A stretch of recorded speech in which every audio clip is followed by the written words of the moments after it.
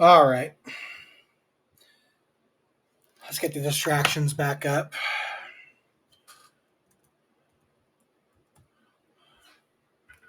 Let's turn the rain sound on. Let's do that. Actually, let's do the whole thing.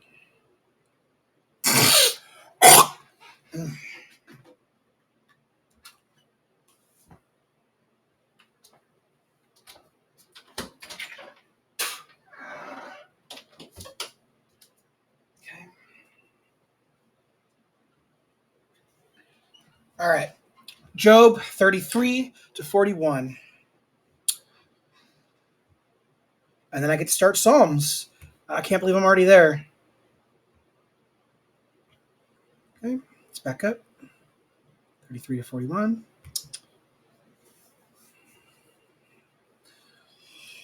All right, Job 33. But now, Job, please hear my words. Listen to everything I say. Oh, hold on. Let's get the rain. Oops.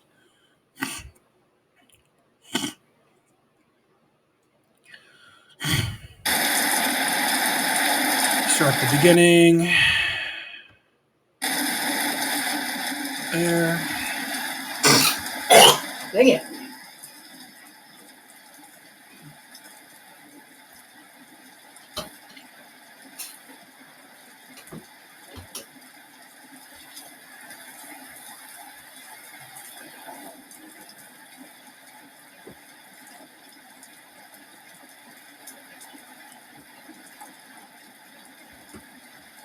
Okay, Job 33.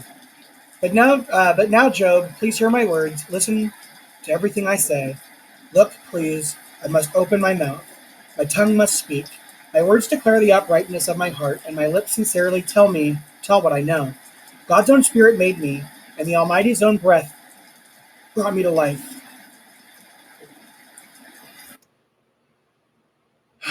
Okay, maybe no rain sound for now.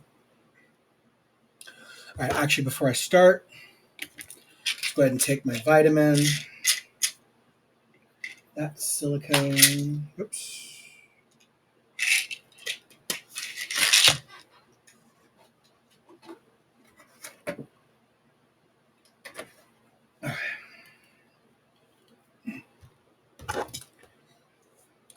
Look, please, I must open my mouth, my tongue must speak. My words declare the uprightness of my heart, and my lips sincerely tell me what I know.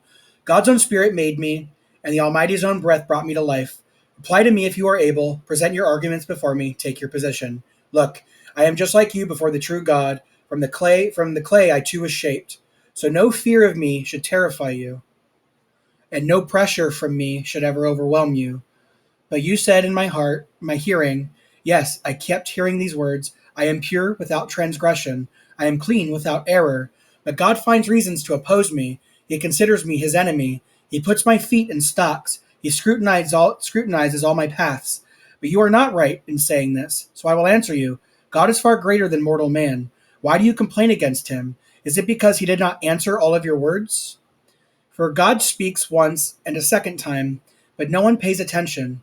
In a dream, a vision of the night, when deep sleep falls upon people while they sleep in their beds, then he uncovers their ears and impresses his instruction upon them, to turn a person away from wrongdoing and to protect a man from pride. God spares his soul from the pit, his life from perishing by the sword. A person is also reproved by the pain on his bed and by constant distress of his bones, so that his very being loathes bread and he rejects even fine food. His flesh wastes away from sight, and his bones that were hidden now protrude. His soul draws near to the pit, his life to those who bring death.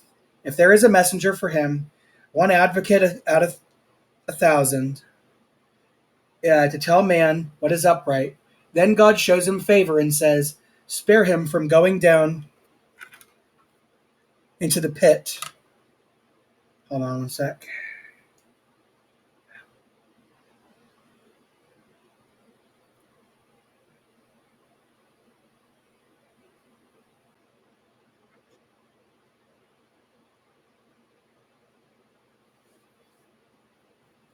Okay, I have found a ransom.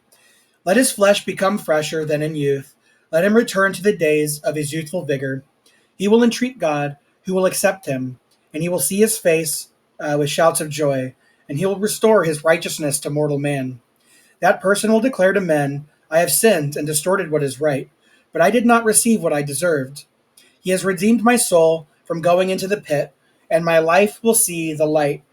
Indeed, God does all these things twice, 3 times for a man, to bring him back from the pit, so that he may be enlightened with the light of life. Pay attention, Job. Listen to me. Keep silent, and I will continue speaking. If you have something to say, reply to me. Speak, for I want to prove you right. If you have nothing to say, you should listen to me. Keep silent, and I will teach you wisdom. Job 34. So Elihu continued to say in reply, listen to my words, you who are wise.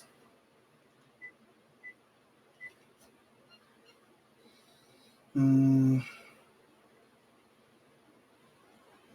Hear me, you who know so much, for the ears tests words, just as the tongue tastes food. Let us evaluate for ourselves what is right. Let us decide among ourselves what is good. For Job has said, I am in the right, but God has denied me justice. Would I lie about what my own judgment should be? Would my wound is incurable, though there is no transgression? What other man is like Job, who drinks up derision like water? He is in company with wrongdoers and in association with wicked men.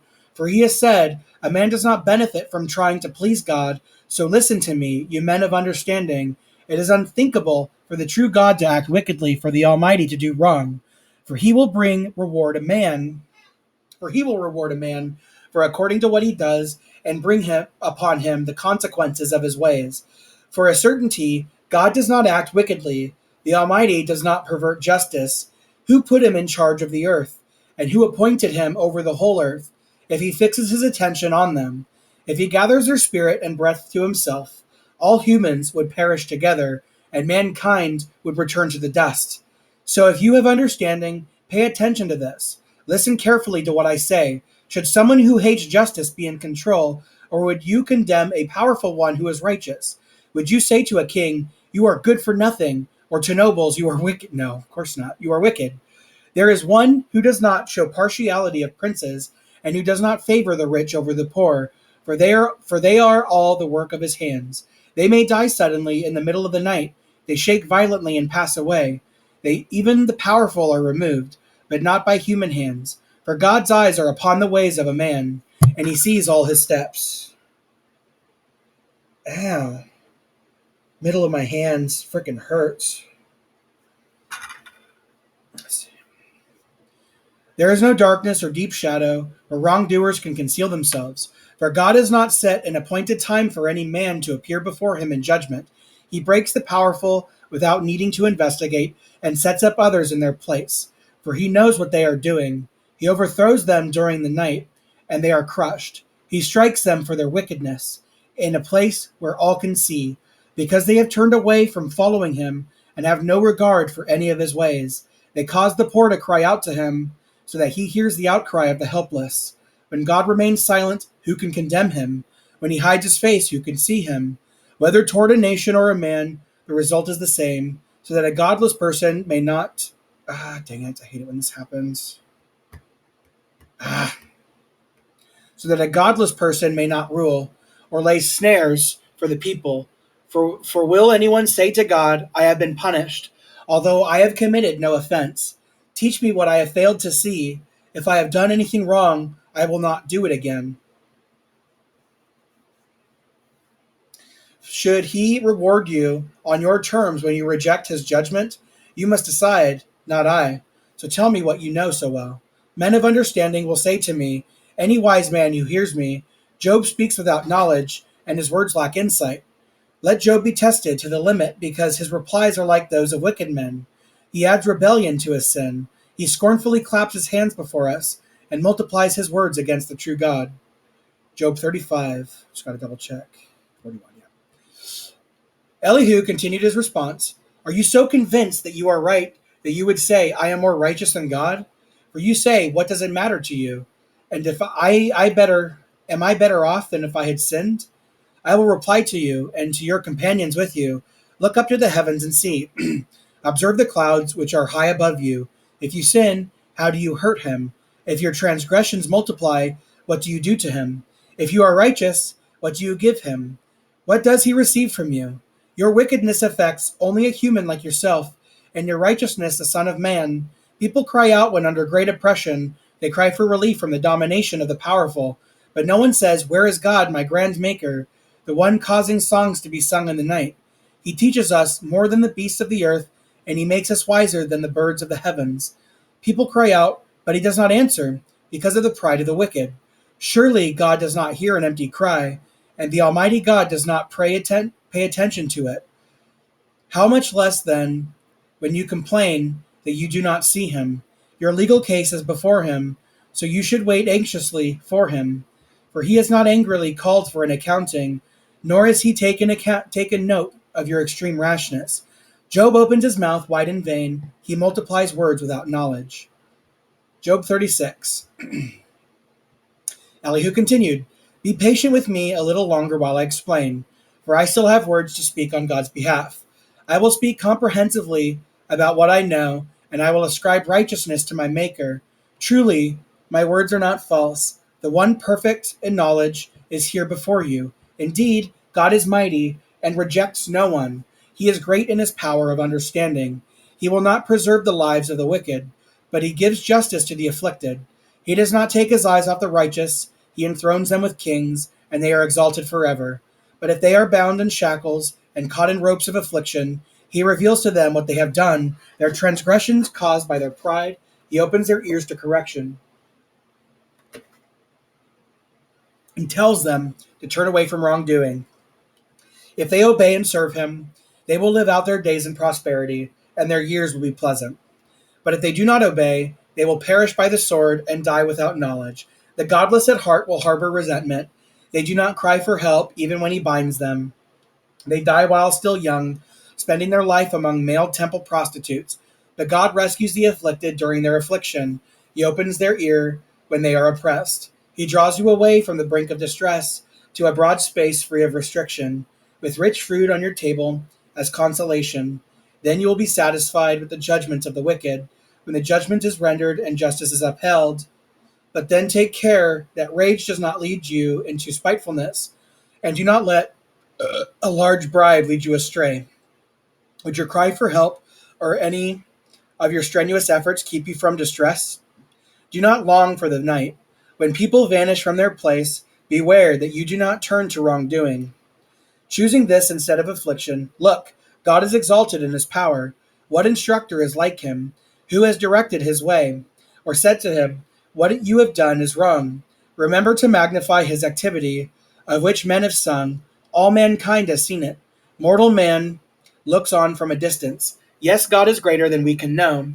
The number of his years is beyond comprehension. He draws up the drops of water. They condense into rain from his mist. Then the clouds pour it down. They shower upon mankind. Can anyone understand the layers of clouds, the thundering from his tent? See how he spreads lightning over it and covers the depths of the sea. By these he sustains the peoples. He gives them food in abundance. With his hands he covers the lightning, and he directs it against his target. His thunder tells about him. Even the livestock tell who is coming. Job 37. At this my heart pounds and leaps from its place. Listen carefully to the rumbling of his voice and the thunder that comes from his mouth. He unleashes it under the entire heavens and sends his lightning to the ends of the earth. After that, it is a roaring sound. He thunders with a majestic voice, and he does not hold it back when his voice is heard. God thunders with his voice. It is a wonderful way. He does great things that are beyond your understanding. For he says to the snow, fall to the earth, and to the downpour of rain, pour down mightily. God puts a stop to all human activity, so that every mortal man will know his work. The wild animals go into their dens and remain in their lairs. The storm winds blow from its chamber, and the cold comes from the north winds. By the breath of God the ice is produced, and the broad waters are frozen solid. Yes, he weighs down the clouds with moisture. He scatters his lightning in the clouds. They swirl around where he directs them. They carry out whatever he commands on the surface of the inhabited earth. Whether it is for punishment, or for the sake of the land, or for loyal love, he causes it to happen. Listen to this, Job. Stop and consider carefully the wonderful works of God. Do you know how God controls the clouds and how he causes the lightning to flash from his cloud? Do you know how the clouds float? These are wonderful works of the one perfect in knowledge. Why does your clothing become hot when the earth is still because of the south wind? Can you with him spread out the skies as solid as a metal mirror? Tell us what we should say to him. We cannot answer because we are in the dark. Should he be told that I want to speak, or has anyone said it something that should be communicated to him? They cannot even see the light, though it is bright in the sky, until a wind passes by and clears away the clouds. Of the north comes golden splendor. God's majesty is awe-inspiring. Understanding the Almighty is beyond our reach. He is great in power, and he never violates his justice. And an abundant righteousness, therefore, people should fear him. For he does not favor anyone who thinks that they are wise. Job 38.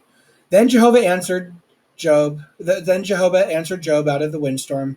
Who is this who is obscuring my counsel and speaking without knowledge? Brace yourself, please, like a man. I will question you, and you inform me. Where were you when I founded the earth? Tell me, if you think you understand, who set its measurements, in case you know, or who stretched a measuring line across it? Into what were its pedestals sunk? Or who laid into its cornerstone when the morning stars joyfully cried out together, and all the sons of God began shouting in applause? And who barricaded the sea behind doors when it burst out from the womb? When I clothed it with clouds and wrapped it in a thick gloom, when I established my limit for it and put its bars and doors in place, and I said, you may come this far and no farther. Here is where your proud waves will stop. Here is where your proud waves will stop. Have you ever commanded the morning or made the dawn know its place, to take hold of the ends of the earth and to shake the wicked out of it? It is transformed like clay under a seal, and its features stand out like those of a garment. But the light of the wicked is held back from them, and their uplifted arm is broken. Have you ever gone down to the sources of the sea or explored the deep waters? Have the gates of death been revealed to you? Or have you seen the gates of deep darkness? Have you understood the vast expanse of the earth? Tell me, if you know all this. In which direction does the light reside, and where is the place of darkness, that you should take it to its territory and understand the paths to its home? Do you know this because you were already born, and the number of your years is great? Have you entered the storehouses of the snow, or have you seen the storehouses of the hail, which I have reserved for the time of distress, for the day of battle and war? From what direction is light dispersed, and from where does the east wind blow on the earth? Who has cut a channel for the flood, and made a path for the thunderous storm cloud, to make it rain where no man lives, on the wilderness where there are no humans, to satisfy devastated wastelands, and to cause the grass to sprout? Does the rain have a father, or who fathered the dewdrops? Or who fathered the dewdrops? From whose womb did the ice emerge, and who gave birth to the frost of heaven, when the waters are covered as if with stone, and the surface of the deep waters is frozen solid? Can you tie the ropes of the Kima constellation, or untie the cords of the Kessel constellation? Can you lead out a constellation in its season, or guide the Ash constellation along with its sons? Do you know the laws of the governing the heavens, or can you impose their authority on the earth? Can you raise your voice to the clouds to cause a flood of water to cover you? Can you send out lightning bolts? Will they come to say to you, here we are? Who put wisdom within the clouds, or gave understanding to the sky phenomenon? Who is wise enough to count the clouds, or who can tip over the water jars of heaven? When the dust pours into a mass and the clods of earth stick together, can you hunt prey for a lion, or satisfy the appetites of young lions when they crouch in their lairs, or lie in ambush in their dens? Who prepares food for the raven when its young cry to God for help and wander about because there is nothing to eat? Job 39. Do you know the time when the mountain goats give birth? Have you watched the deer give birth to their young? Do you count the months that they must complete? Do you know the time when they give birth? They crouch down when they give birth to their young, and their labor pain ends. Their young become strong and grow up in the open field. They go out and do not return to them. Who set the wild donkey free, and who untied the ropes of the wild donkey? I have made the desert plain its home, and the salt land its dwelling. It scorns the tumult of the city. It does not hear the shouts of the driver. It roams the hills, seeking pasture, looking for every green plant. Is the wild bull willing to serve you? Will it spend the night in your stable? Will you hold the wild bull to the furrow with a rope, or will it follow you to plow the valley? Will you trust in its great strength and let it do your heavy work? Will you rely on it to bring back your harvest, and will it gather it to your threshing floor? The wings of the ostrich flap joyfully, but her pinions and plumage compare with the stork's. Uh, for she leaves her eggs on the ground, and she keeps them warm in the dust. She forgets that some foot may crush them, or that a wild animal may trample them. She treats her sons harshly as if they were not hers. She has no fear that her labor may be in vain. For God has deprived her of wisdom and given her no share in understanding. But when she rises up and flaps her wings, she laughs at the horse and at its rider. Are you the one who gives the horse its strength?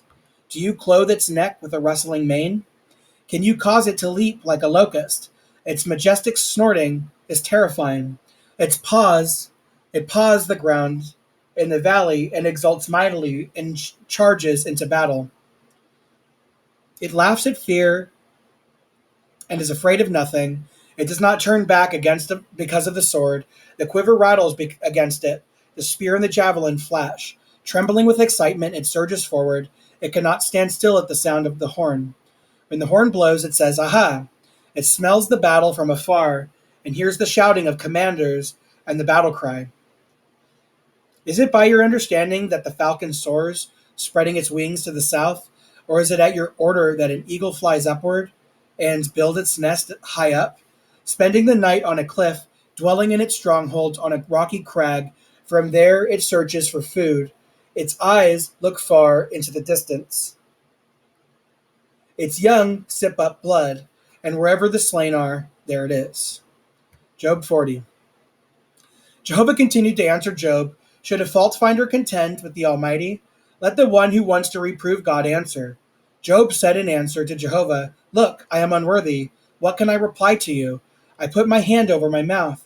I spoke once, but I will not answer again. Twice, but I will say no more. Then Jehovah answered Job out of the windstorm. Brace yourself, please, like a man. I will question you, and then you inform me. Will you call into question my justice? Will you condemn me so that you may be right? Do you have an arm as powerful as the true God's, or can your voice thunder like his? Adorn yourself, please, with glory and majesty. Clothe yourself with dignity and splendor. Release the fury of your anger. Look at everyone who is haughty and bring him low. Look at everyone who is haughty and humble him, and tread down the wicked where they stand. Hide them all in the dust. Bind them in the hidden place. Then even I would acknowledge to you that your right hand can save you. Here now is Behemoth, which I made as I made you. It eats grass like a bull. Look at the strength of it in its hips, and the power in the muscles of its belly. It stiffens its tail like a cedar.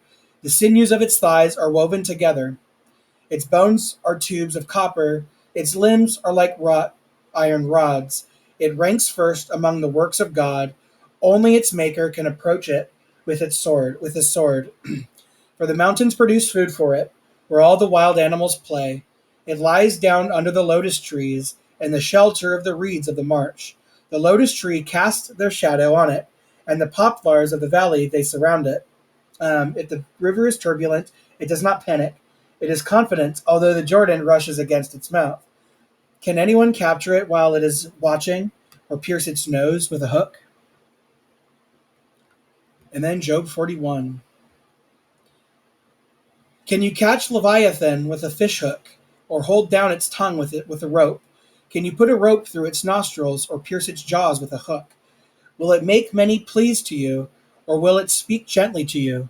Will it make a covenant with you so that you make it your slave for life? Will you play with it as with a bird, or tie it on a leash with your little girls? Will traders barter for it? Will they divide among the merchants? Will you fill its hide with harpoons, or its head with fishing spears? Lay your hand on it. You will remember the battle and never do it again. Any hope of subduing it is futile. The mere sight of it would overwhelm you. No one dares to stir it up. So who is it who can stand up to me? Who has given me anything first that I should repay him? Whatever is under the heavens is mine. I will not be silent about its limbs, about its mightiness and its well formed body. Who has removed its outer covering? Who will enter its open jaws? Who can pry open the doors of its mouth? Its teeth all around are fearsome. Its back has rows of scales tightly sealed together. Each one fits so closely to the other that no air can come between them. They are stuck to one another. They cling together and cannot be separated. Its snorting flashes out light, and its eyes are like the rays of dawn. Flashes of light go out of its mouth. Fiery sparks escape. Smoke pours out of its nostrils like a furnace fueled with rushes. Its breath sets coals ablaze, and a flame shoots from its mouth. There is a great strength in its neck, and dismay runs before it. The folds of its flesh are tightly joined together. They are firm, as though cast upon it, and immovable. Its heart is hard as stone, yet hard, yes, hard as a lower millstone. When it rises up, even the mighty are frightened. Its thrashing causes bewilderment. No sword that reaches it will prevail, nor will spear, dart, or arrowhead. It regards iron as straw, copper as rotten wood. An arrow does not make it flee. Sling stones are turned into stubble against it. It regards a club as stubble, and it laughs at the rattling of a javelin. Underneath it is like sharp fragments of pottery. It spreads itself in the mud like a threshing sledge. It makes the deep boil like a pot. It stirs up the sea like an ointment pot. It leaves a glistening wake in its path. One would think that the deep had white hair. There is nothing like it on the earth, a creature made to have no fear. It glares at everything that is haughty. It is king over all the majestic wild beasts. Okay, that's the end of that AV.